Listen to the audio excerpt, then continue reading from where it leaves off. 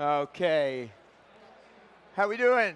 We're surviving day one here at PhotoPlus Expo 2018. Thank you, Stuart. You're here for the first program. You're still here right now. Thank you if you're tuning in on Nikon Live. Just so everybody knows, if you've missed any of the programs thus far, they will be on Nikon Live, nikonusa.com/live. So you can go back and see them as many times as you want. But the next presenter was just recently on our panel discussion on the Masters of Photojournalism and Storytelling. I have known Amy for quite a while, and we've worked on so many projects together that go way back. So let me introduce Nikon ambassador, photojournalist, cinematographer, Amy Vitale to the stage, reframing the narrative. Take it away. Hi, everybody.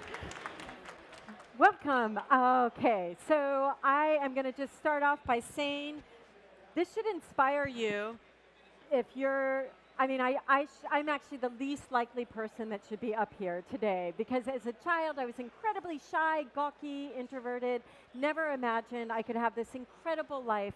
I work for National Geographic. I've worked in over 100 countries now. My life is pretty, it's really a privilege to do what I do. And I get to dive into all these amazing situations. Here I am making a film about our changing climate in Bangladesh. And one thing I realized, though, when I picked up a camera as a young woman, it empowered me. And it was just this really lightning moment for me when I realized that all of a sudden the attention wasn't on me. I could put it on others.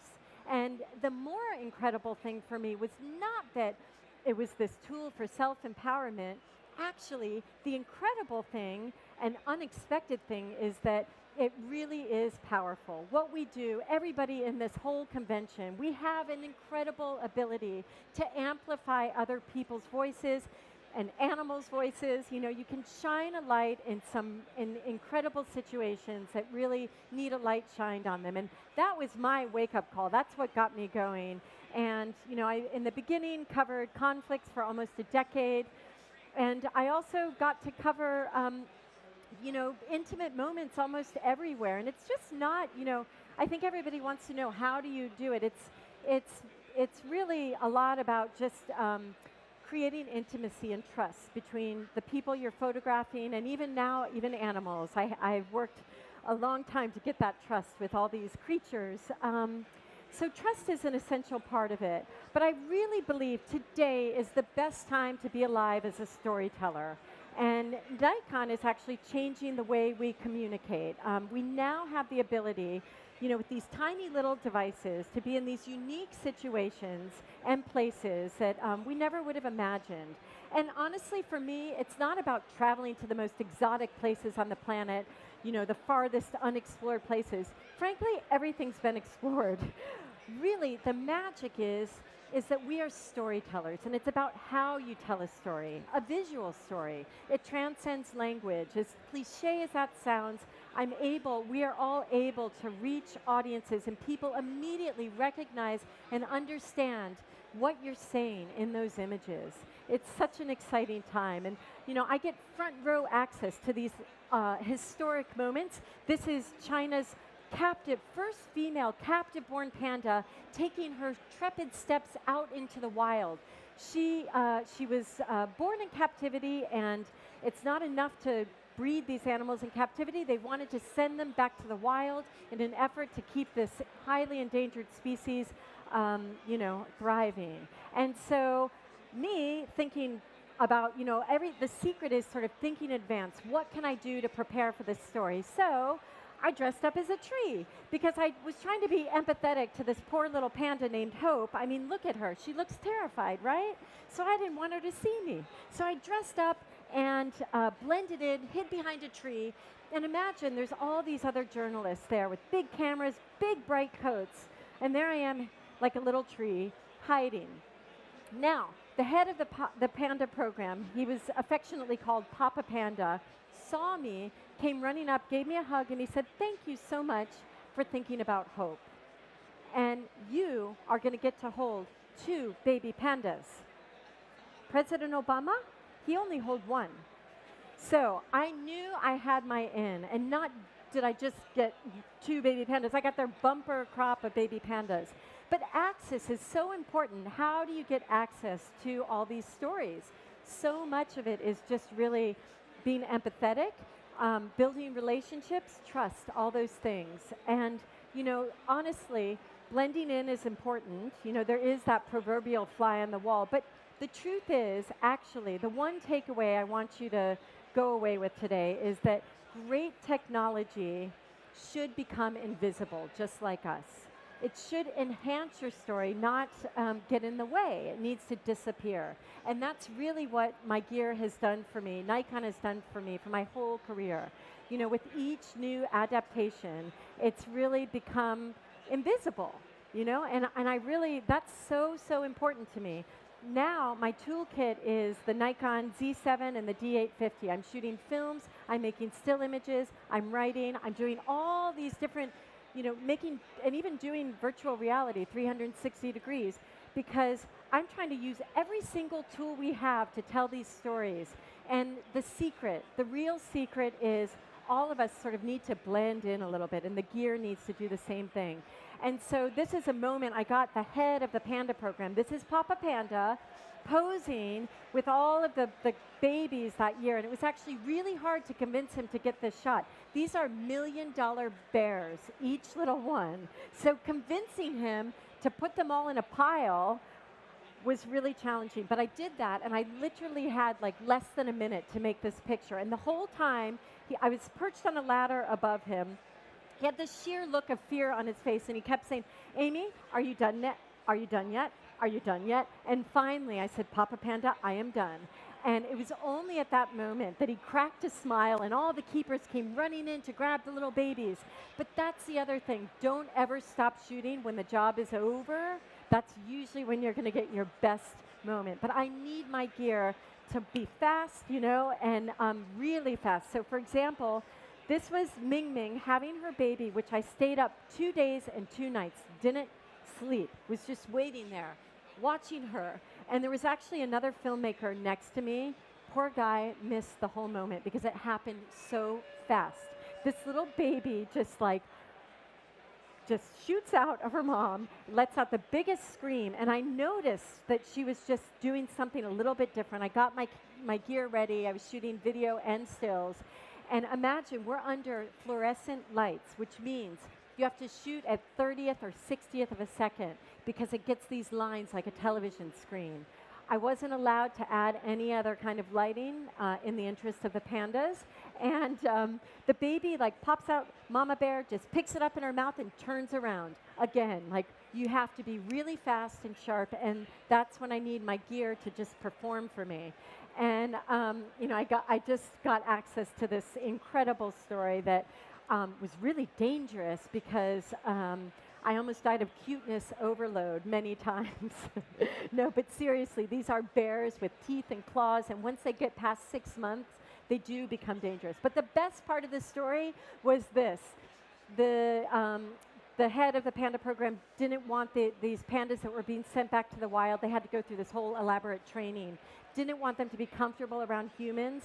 So we all had to dress these kind of bank robber costumes, which, by the way, were scented with panda urine because pandas go by scent, not sight. So if you can imagine, I spent 3 years making multiple trips going to China, telling this incredible story. And, that's just, again, the message is I need technology that's going to make it easy, that's not going to get in the way. And also in today's world, we just have to embrace all the mediums and opportunities. So Nikon actually was the one that pushed me to make films when they came out with that D300S that shot stills and video. And it really pushed me and made me embrace the idea of filmmaking, which was terrifying. I mean, it was so overwhelming. I can't learn a new thing. I'm not very techie, by the way. I mean, it's all about story for me. And so I'll just show you a little quick clip of baby pandas. And this is really what they sound like.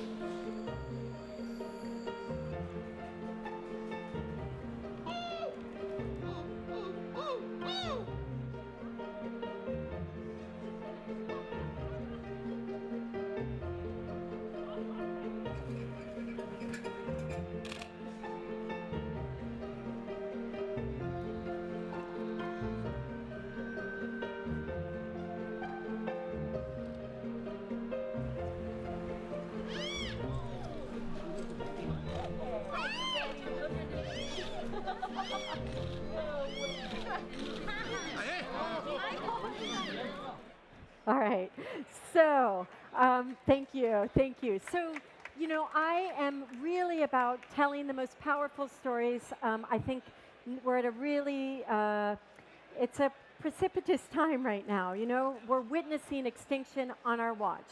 And I began this story 9 years ago when I heard about the last northern white rhinos were being taken from a zoo in snowy Czech Republic and flown back to Africa in this last-ditch effort to save the entire species. And when I met these gentle, hulking creatures, I couldn't believe that this was happening on our watch, you know, right in front of us. And at the time, there were only 8 of them alive on the planet, all in zoos. And then just on March 18th, they called me. I've been in touch. I've been telling this story for 9 years now. And they called me and they said, get on a plane because Sudan, the last northern white rhino, is about to pass away. Come and say goodbye. And it was just this heartbreaking moment. And, you know, I felt a really important moment and our wake-up call. I mean, that is the end of this majestic, ancient species that survived for millions of years but couldn't survive mankind. And so, you know, everything I do, it's, you know, you just have to, I'm looking for hopeful stories too. Like, let that be our wake-up call, honestly, because there's still time to do something about it. And so I've been working in this landscape in northern Kenya, trying to find hopeful stories that will, you know, wake us all up. And I've also realized that as I was telling this story, there was always a missing piece. Nobody ever talked about the people, the indigenous people living with the wildlife. Like, it was all about the militarization and, you know, we've got to fight the poaching. But I just thought, well, what about the indigenous people? What do they think? And it turns out there's these incredibly hopeful stories of people against all odds making a difference in their own communities. And, you know, I've been going there and just trying to find all these stories. And I feel like the people are the key to saving what's left. And so, you know, I travel really lightly. I don't bring a lot of gear. I mean, now even more lightly. The Z7 is just kind of my dream because I can hike in with just a backpack, very little gear. Now that I'm shooting films, I do bring a tripod, but even with the Z7, I actually didn't even need a tripod in a lot of situations, which I'll talk about. But then I want to kind of wrap up with one of my favorite stories that I began 2 years ago when I heard, actually 4 years ago, I heard about it. It was just it was a dream at the time. A community in northern Kenya said, we want to make our own elephant sanctuary. When baby elephants are orphaned, we want to have a home for them here so that they can be returned back to the wild with their own herds in their own landscape. And so against all odds, you know, they managed to go from once fearing elephants to now becoming their greatest protectors. And their dream came true. They created this elephant sanctuary, and I happened to be there during one of the rescues. This is a baby that fell into a well. That's also a big problem because of the drought. The wells get deeper and deeper, and when a baby's 1 week old like this, it just can fall in, and it can't get out. And so now at least there's a place. Everybody has a phone in Kenya. They know exactly who to call. The rescue team went and got the baby. And the other piece of the story, which I love, is that it's the first sanctuary in all of Africa that's hiring women to be elephant keepers. And it was really funny. I was just in Kenya very recently, and these young Samburu guys had walked 12 hours through a desert. And I was like, what are you doing here? And they said, we heard stories that women were feeding elephants, and we could not believe that. We had to see it with our own eyes, and it was just beautiful. It's having this ripple effect about how the community treats each other, how they treat wildlife. It's a really hopeful story. And it's not just a story actually about wildlife. It's a story about all of us. It's about our home, our future, and I am trying to do everything I can to find these stories because I think they can be a blueprint for other places. But, you know, I just want to run through, since this is Nikon here, and talk about the reasons I love to take. Basically, my gear kit is the Z7 D850 and a handful of lenses, and they're a must on every journey I take. So gear needs to be durable. That is the most important thing. This is in Kenya. it can be either flooding and water, or it can be nothing but dust, sand, and blinding heat everywhere you go. So the gear has to be strong, and not just from humans. It has to be tough with these little elephants. Took me 2 years to get their trust, but I could get right into the water, the wells where they are taking mud baths. And when a baby, these are 1,000-pound creatures, even as babies. So even when they start to charge me, I could come away with good, clean video and great shots. I also, I'll just wait for the end here. They're amazing, actually. There's so much. They're not like a herd of cows. I also live in Montana, so I know what that's like. But they have a lot of communication going on between them in every moment. But this was also a story I just came back from. They took a rhino from San Diego Zoo and moved him 10,000 miles back to Africa because he's an eastern black rhino and only less than 750 of them left on the planet. Really important genetics to bring back to Africa, where they've become extinct, those genetics. But it was amazing because I could take that Z7 in really dark situations and worm my way into these enclosures. And now there was a film crew with a huge camera, big, powerful camera, and they actually asked me if they could have my video because they weren't able to capture it in the low light with the big camera. They couldn't fit their lens in. So there's really important moments, 4K video in these situations. And what I also love is that I can switch from being filmmaker Amy to stills photographer. And I go seamlessly back and forth. When I see a moment, I can just shoot off a frame and then get back into it. And that low light capability is pretty mind-blowing. The other thing I love is its slow motion capabilities. Twice as awesome, half as fast, right? It helped me to capture these intimate details of these creatures. And by the way, I was hand holding this with a 400 millimeter lens. Not a joke. It's pretty astonishing. And then, these cameras have something called electronic vibration reduction. What does that mean? It means that when it's compensating for image blur caused by involuntary movements. What that means is when you're getting charged by a 1,000-pound creature and you have to run away, you still come away with the shot. I also just love, the last thing is just the 4K video. It's just astonishing what this little camera can produce. And so it's helped me evolve into really a storyteller of so many different mediums. But I'm going to end this with a film that I made a few films. I actually I did a big fundraising campaign with the musician Dave Matthews, who I randomly met in Standing Rock in the middle of a blizzard, convinced him to come to Kenya with me, allowed me to make a film, and we raised a whole bunch of money together, which is amazing. And then this is just a little film I made very recently. A lot of the footage in it is made with the Z7 and also the D850. And it just tells the story of this sanctuary that captured my heart. Here we go.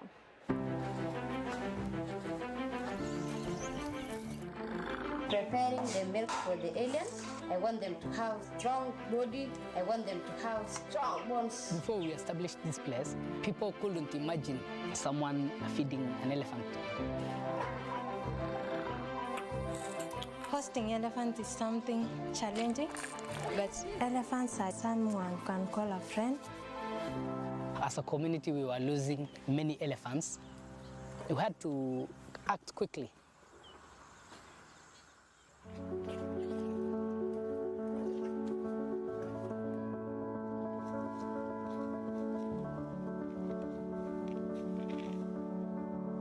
We've lived with elephants for centuries, but it wasn't an easy relationship.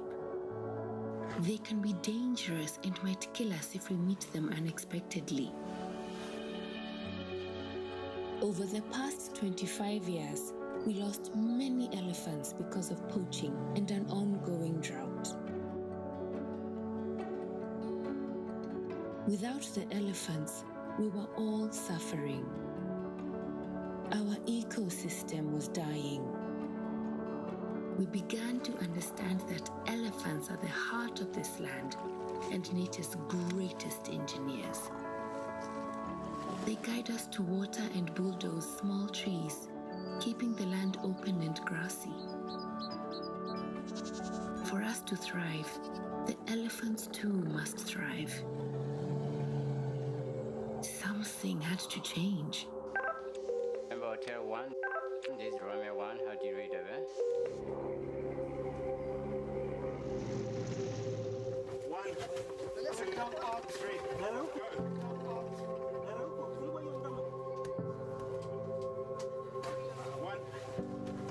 To protect these elephants, it was our dream to create a sanctuary for those that became orphaned. At Reteti, we bring injured and sick elephants back to health. We nurture them until they are ready to return to the wild.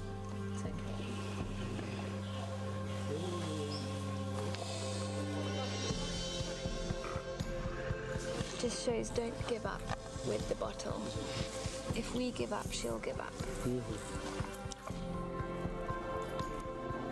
They need somebody who loves and who cares, not somebody who can be discouraged.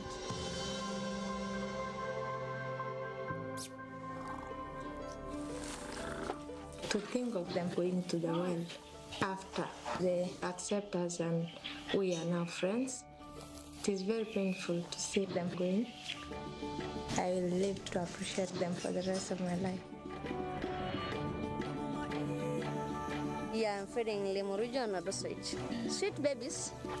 With each elephant comes an unforgettable bond, marking the beginning of a transformation.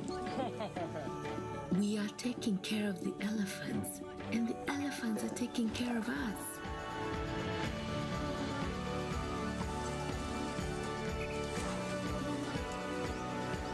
We now see that when we coexist with the wild animals we once feared, our whole community benefits. We are all deeply connected to one another and to this earth.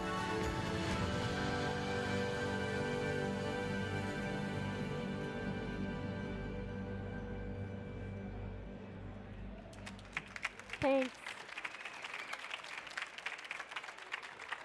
So I just want this to be inspiration for everybody here. You know, you just like this community, you know, it was just a group of individuals without a lot of power, without a lot of money, making great change in their own destiny. And frankly, as storytellers, because that's what all of us are here, we all have the capacity to create change and create the world we want to live in, you know, by shining a light on those stories that we need to see, God, now more than ever. And so go out there and find that story that you're passionate about and work on it and make it. You know, I am not the technician, I'm not the greatest anything, but it's like amazing the technology that is available to us to allow us to do that. And, you know, I think that is just my takeaway for today, which is we are not just photographers and filmmakers, we are storytellers. And never to forget to shoot with your heart, and great technology never gets in the way of great art. So it should enhance it. That's what Nikon is doing for me. Thank you so much. Ladies and gentlemen, Nikon Ambassador Amy Vitale. All right, sit tight. We got one more program to close out the day. Thank you. And we're going to transition right into that program as she gets wired up. I'll give you a quick little skinny on this lady who I met several years ago, Kaya Marie Stone. I was going through Instagram, and she was connected to another friend of mine. I started looking at her work, and the cleanliness of the work, how crisp it was, the beautiful moments of the work is what attracted me to her and her photography. So we're going to get the program loaded up. She's getting wired. How much more time, Scott or Mark? We got 1 minute before we bring up Kaya Marie Stone and go back to live.